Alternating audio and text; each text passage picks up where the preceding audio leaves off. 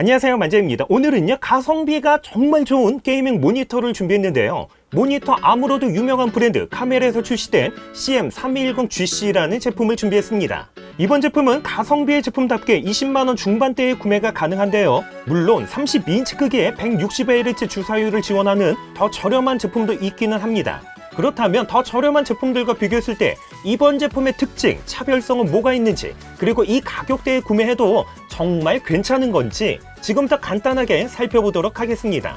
20만원 초중반대 게이밍 모니터를 살펴보면 대부분 평면이거나 아니면 G싱크 호환이 지원되지 않습니다. 하지만 이번 제품의 경우는요, 32인치 크기의 저가형 제품에서는 상당히 높은 160Hz의 주사율과 VA 패널의 1500R 공유를 가지고 있는 커브드 형태로 출시가 됐다는 거죠. 그리고 당연히 FreeSync와 함께 G싱크 호환을 지원을 하면서 1920에 1080 Full HD의 해상도를 가지고 있습니다. 물론 32인치 크기의 Full HD 해상도는 조금 부족한 감이 있습니다. 하지만 20만원 중반대라는 가격에서 이 제품이 가지고 있는 스펙을 고려한다면 여기에 QHD 해상도까지 바라는 건 이거는 솔직히 불가능합니다. 이번 제품은 게이밍 모니터답게 165Hz의 고주사율과 함께 NPRT 모드를 사용하게 되면 1ms의 빠른 응답 속도를 사용할 수가 있는데요. OSD 메뉴에서 NPRT 사용 여부와 함께 오버드라이브 설정을 낮음, 중간, 높음으로 설정할 수도 있습니다. 그리고 오버드라이브 설정 값에 따라서 잔상 차이가 조금씩 발생이 되는데요. UFO 잔상 테스트 결과를 보게 되면 오버드라이브를 낮음으로 설정했을 때 잔상이 가장 적었습니다. 특별히 FPS나 레이싱 게임과 같은 빠른 움직임이 많은 게임을 할 때 응답 속도가 낮게 되면 화면 전환 시 잔상이 생기는 반면에 응답 속도가 높으면 높을수록 그만큼 잔상을 줄일 수가 있기 때문에 1ms의 빠른 응답 속도는 이제는 게이밍 모니터에서는 선택이 아니라 필수가 됐습니다. 하지만 NPRT 모드를 통해서 1ms의 응답 속도를 사용하게 되면 화면 밝기가 감소하는 현상이 발생이 되는데요.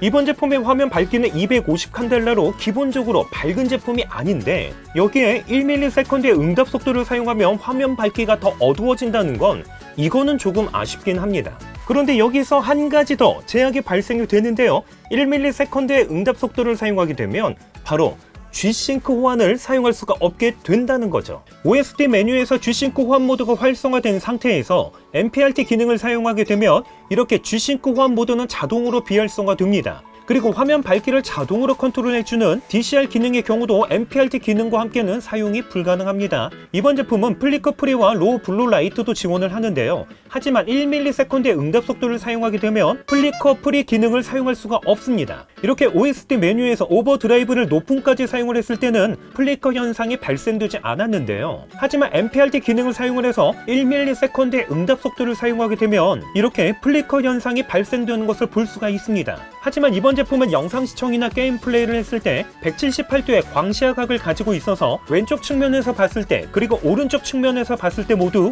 정면에서 봤을 때와 동일한 색감을 느낄 수가 있습니다. 색 재현력의 경우는 8비트에 NTSC 85%, sRGB 112%, 명암비는 4000대 1을 지원을 하는데요. VA 패널이 사용된 만큼 구매하신 후에 종특이라고 할 수 있는 V자멍 테스트는 반드시 해보시는 거 추천을 드립니다. 제가 사용하는 제품에서는 V자멍은 양호한 수준을 보여주고 있습니다. 빛샘 현상 역시 테스트를 했을 때 큰 문제는 없었고요. 그리고 무결점 보증 제품이라서 그런지 불량화서 테스트에서도 문제는 전혀 없었습니다. 참고로 이번 제품은요, 불량화서 한 개라도 발견이 되면 새 제품으로 교체가 되기 때문에 구매할 때 불량화서 스트레스 받지 않아도 될 듯 합니다. 이번 제품의 외관을 살펴보면요, 전반적인 만듦새 빌드 퀄리티가 30만원대에서 40만원대 제품과 비교를 했을 때 큰 차이를 느끼지 못할 정도로 가격 대비 우수합니다. 특별히 모니터 후면을 보게 되면요, 가격이 저렴한데도 이렇게 RGB LED 조명이 2개나 탑재가 되어 있다는 거죠. 물론 색상이나 효과 변경은 불가능했고 한 가지 스타일의 단순히 LED 온오프만 가능했지만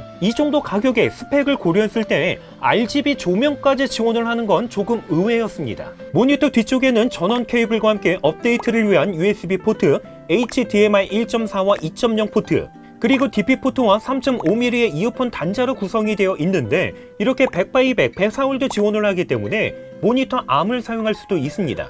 그리고 측면에는 조그 다이얼 방식으로 된 OSD 메뉴 버튼이 탑재가 되어 있는데요. OSD 메뉴의 경우는 조그 다이얼 버튼을 통해서 쉽게 설정이 가능했고요. 메뉴 구성의 경우도 복잡하지 않으면서도 직관적으로 되어 있기 때문에 누구나 쉽게 사용할 수 있도록 되어 있습니다. 이번 제품의 스탠드는요, 플라스틱 재질이 아니라 풀메탈 소재로 되어 있는데요. 그래서인지 스탠드에 모니터를 장착을 했을 때 꽤나 튼튼했습니다. 특별히 스탠드 하단을 보게 되면요, 바닥에 밀착된 형태가 아니라 공간이 있기 때문에 케이블을 정리하기에 상당히 편했습니다. 하지만 스탠드의 높이 조절이나 스위블, 피벗 모드 지원되지 않고 단순히 틸트 각도만 변경이 가능했습니다. 이렇게 가성비가 훌륭한 제품이 맞지만 그래도 이번 제품 사용을 해보면 몇 가지의 아쉬움이 있는데요. 가장 큰 아쉬움은 바로 32인치 크기의 풀 HD 해상도였습니다. 풀 HD 해상도의 32인치 크기는 게임 플레이를 했을 때 조금 크다는 느낌을 받습니다. 그리고 게임 플레이가 아닌 텍스트가 많은 화면이나 인터넷 화면을 볼 때는 픽셀이 조금 보인다는 느낌도 받기 때문에 선명하다는 느낌은 받지 못한다는 거죠. 그리고 1ms의 응답 속도를 사용하게 되면 화면 밝기가 감소한다는 것과 G-Sync 호환도 사용할 수가 없다는 건 역시 아쉽게 느껴졌는데요. 스탠드의 경우도 높이 조절이 안 되다 보니까 장시간 사용을 하신다면 모니터 암의 경우는 선택이 아니라 필수로 구매해야 된다는 건 역시 조금 아쉽게 느껴졌습니다. 이렇게 몇 가지의 아쉬움이 있긴 하지만 32인치 크기의 160Hz를 지원을 하는 커브드 형태의 게이밍 모니터 20만원 중반대의 구매가 가능하기 때문에 가성비는 정말 좋은 듯 합니다. 궁금한 부분 있으시면요, 댓글로 남겨주시고요. 그럼 저는 다음번 영상으로 찾아뵙겠습니다. 이상으로 만장이었습니다.